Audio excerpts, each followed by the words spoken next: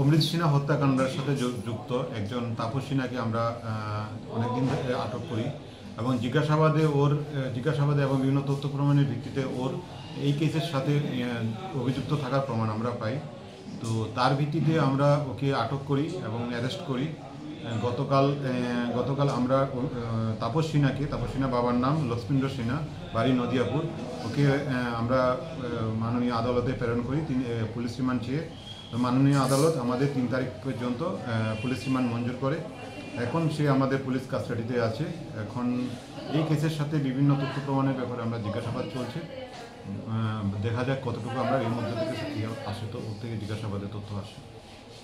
তাহলে আমরা এখন পর্যন্ত 2 জনকে আটক করেছি। একটা মদন গোপাল সিনহা, ও অলরেডি রিমান্ড শেষে ও এখন জেল কাস্টাডিতে আছে। আর এখন রিসেন্টলি আমরা অ্যারেস্ট করেছি তাপস সিনহাকে, ও প্রেজেন্টলি আমরা পুলিশ ইন্টারোগেশনে আছে। তো এখন পর্যন্ত আমাদের 2 জনকে এখন পর্যন্ত হয়েছে। বাকি ব্যাপারগুলো আমরা এর সাথে কোনো কিছু আছে কিনা সেটাও আমরা খুঁটিয়ে দেখছি প্রত্যেকটা ম্যাটার।